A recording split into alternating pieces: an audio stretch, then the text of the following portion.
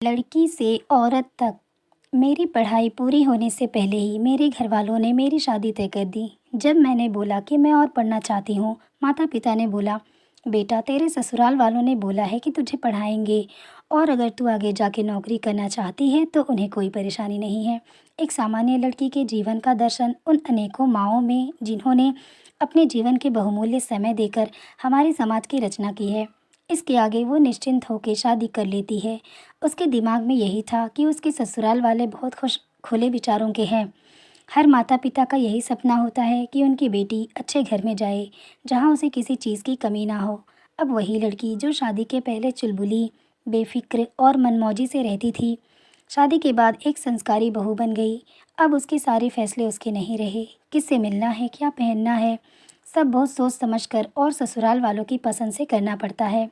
उसकी उम्र से ज़्यादा उसके सर पर जिम्मेदारियां आ गईं। अचानक से आए इतने सारे बदलाव से वो घबरा गई और गलती करने पर ससुराल वालों की डांट और ताने बस सुन के रह जाती और बाथरूम या किचन में रो के अपना मन हल्का कर लेती थी। सपने तो दूर की बात है, जिम्मेदारियों के बीच में खुद के लिए भी समय निकालना मुश्किल था। सास बोला करती थी कि तुम तो बहुत खुशकिस्मत हो, हमने तो बहुत कुछ झेला है जो आजकल की लड़कियां कभी सह नहीं सकती। लड़की के लिए इस नए माहौल में खुद को ढालना आसान नहीं था, पर वक्त के साथ सीख रही थी।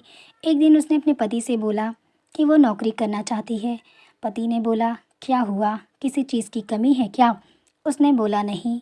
पति ने बोला, फिर क्यों? क्योंकि मैं कुछ बनना चाहती हूँ। पति ने बोला, ख़रीदारी करनी है या पैसे चाहिए तो मुझसे बोलो, इसके लिए नौकरी करने की क्या ज़रूरत है। बात वहीं ख़त्म हो गई।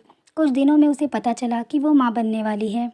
उसे समझ नहीं आ रहा था कि वो इतनी बड़ी जिम्मेदारी के लिए तैयार है या नहीं, क्योंकि अभी तो उसने नए माहौल में ढलना सीखा ही था। खुश थी कि माँ बनने वाली है, पर उसे ये भी पता था कि अब उसकी यही ज़िंदगी है कि वह एक गृहिणी है। अब वह एक लड़की से औरत बन चुकी है। आज उसकी 1 साल की बेटी है। शायद वो अपनी बेटी के लिए ऐसी ज़िंदगी नहीं चाहेगी और उसके सारे सपने पूरे करेगी जो वो अपने लिए कभी पूरे ना कर पाई। अगर आपको ये कहानी अच्छी लगी तो प्लीज़ लाइक एंड सब्सक्राइब करना ना भूलें।